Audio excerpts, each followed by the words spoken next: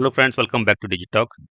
In this session, we are going to cover two more core component of the AWS networking, which is the VPC, also called the Virtual Private Cloud, and IG, which is called the Internet Gateway, or sometimes also referred as IGW. Okay, so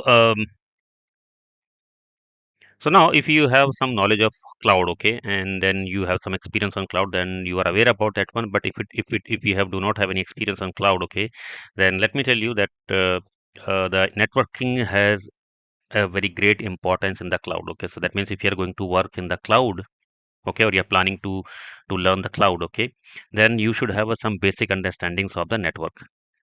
Okay, this is one of the prerequisites, specifically in the cloud. Okay, you can go to work in any of the cloud, Google Cloud, AWS, Oracle Cloud, IBM Cloud. Okay, you should have some good basic understanding of the networking. Okay, now when we talk about the AWS, okay, so the two core basic concepts of the AWS is VPC and then internet gateway. So we have a different kind of a gateways are available in the AWS. Okay, we'll cover all the gateways one by one in the subsequent sessions. Okay, but the very first thing when we work in the AWS, okay, cloud, okay, we have to configure the VPC. This is the very first thing that we have to do. Okay, that means once your AWS account is ready, okay, then the very first thing that you have to do, you have to configure the VPC. Okay, now depend on your account. Okay, maybe if you have created your account just for learning purpose and you are going to create certain resources like virtual machine, okay, then multiple networking related things are taken care by the AWS. Okay, including the VPC. You don't need to worry about the networking component. But if you are in a professional environment, okay, then we do not go with the default configurations. We have to do every configurations by our own. That means every networking configuration we have to do, including the VPC. Okay, we create our own VPC instead of the default VPC that is created when you create the virtual machine just for the learning purpose. Okay. Now, apart from that, as I said, there are multiple some other the networking components are there in AWS along with the internet gateway. Okay, so we'll cover that every gateway and every other networking concepts one by one. So this is the session one. Okay, where we are going to cover the VPC and the internet gateway. Okay, so let me before I explain what is VPC, we go with the traditional data center. Okay, traditional data center. Okay, so why I'm saying it's a traditional? This is a data center which is owned by you or your organization. Okay, that means it could be a physical building in some region. Okay, and where you are the owner of the building, or maybe you have taken the building on the rent, right? But you are the owner. You have to take care of the complete civil work of the building, the complete physical security of the building. Along with that, there you will have an infrastructure. You will have your resources. Who is managing your resources like hardwares and softwares, right? So that means this is your own data center. Okay, that's I'm referring to the traditional data center, right? So here every responsibility is lying on you. You have to manage everything, right? Okay, the one of the major benefit of this kind of a traditional data center is security, right? Because this data center is completely isolated. You have a separate building, right? And all the hardware and software resources that you have configured inside your data center is completely belong to your organization. Okay, so you will have a good security over there, or you can say you have a good confidence on the security because it is a completely isolated building which has all the networking and software and hardware components belong to your organization. You are the owner of that and you are managing that one, right? So now let us come to the cloud. So for example, this is AWS cloud, or you can say this is AWS cloud data center. This is one of the data center of AWS cloud. Okay, it could be in any location. Okay, so across the world you have the multiple data centers of AWS located in the different geographies, regions, and the availability zones, right? So you can consider this is one of the data center. Okay, let us consider this is in India. Okay, and inside the India region, or you can say inside the India region, you have a data center in the Mumbai, right? So this is the data center of Mumbai. Now, because this is a cloud data center, right? So that means there could be multiple clients in the same data center, or you can say there could be multiple clients has taken the services from the AWS.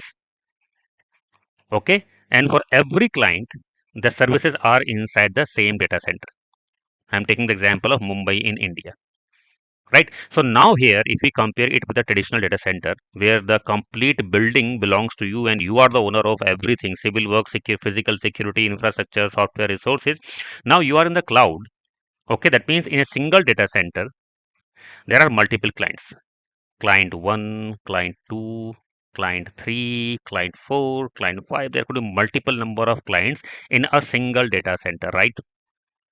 Now, if a single data center has multiple clients, then how security is going to be managed, right? Because every client want their resources to be completely isolated from the other organizations or the other clients, or you can say the resources of the other client, right? Nobody is going to uh, accept for sharing any kind of a data with the other clients or any of the third party stakeholders, right? Every client need the end to end isolation from the other customers, right? So it is similar to your own traditional data center infrastructure. You need a completely isolated environment where you should get the confidence that everything belong to me and my applications, software, hardware, everything is secure, right? So to give this isolated environment to each and every customers in the data center, we have the VPC, which is called the virtual private cloud. Okay, so this virtual private cloud is act as a completely isolated, separate, dedicated environment for each and every client. Okay, and they are completely isolated. That means for each and every client, we will have a VPC. For example, for client 1, I have VPC 1. For client 2, I created VPC 2. Similarly, other clients has created their own VPC. Okay, so these are the completely isolated environment for each and every customers. Okay, there is no interactions or there is no communication between the all the VPs unless and until you are going to allow.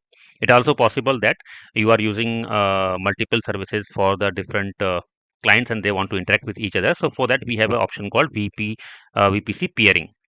But that means something different because that is intentionally you are going to allow. Otherwise, the complete VPC virtual private cloud is completely isolated environment for each and every client. So this VPC act as your own on-premise traditional data center where all the resources are completely belong to you and isolated from the outer world. So this is the concept of the VPC. Simple, right? Now, apart from VPC, the second component that we are going to discuss in this session is internet gateway. Now, what is internet gateway? Okay, so let me explain you. So we are covering only two topics here: VPC, which we have covered, right? Second, now suppose that this is your VPC. You have configured your VPC in the AWS, and this is the internet. Okay, and let me redraw it in some better way. Okay, to give you some more clarity on this one. Okay, so this is my VPC in the AWS. Okay, I have created one VPC with the name of VPC A. Right now, this is the internet, and from here the user want to access the application which is inside my VPC, right? So this is completely AWS.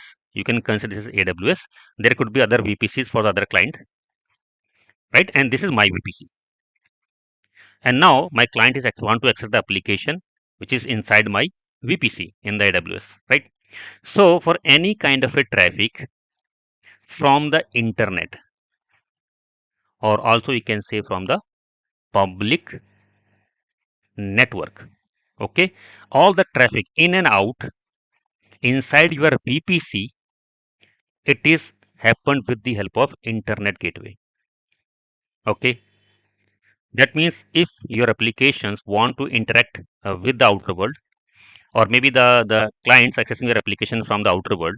Okay, so you should have an internet gateway in place. This is the single point of contact for any kind of interaction for the outer world.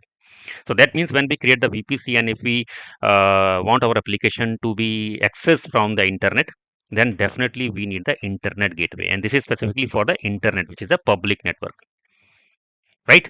So this is the second critical component that you need to configure in your environment to allow the internet traffic inside, in and out from your particular VPC. Now, apart from internet gateway, as I said, we have other some multiple kind of a gateways, like we have a NAT gateway, we have a virtual private gateway, we have a transit gateway. Okay, and along with that, we have multiple other networking components there in the VPC. We have a subnet. Okay, and along with that, we have some security groups, network ACLs, routing, right? So these are the certain core component, okay, that you should be clear about when you are working on the AWS cloud. Okay, so now we have covered two topics here. The one is the VPC, which is your own isolated, dedicated private cloud, okay, for the isolation of the different customers from each other. And second is the internet gateway. So that means if you have deployed some application which need the connectivity from the internet, then you should configure one internet gateway. Now, what are the other components and the dependencies, how they're connected with each other, that we are completely going to cover in the further subsequent sessions. Thank you.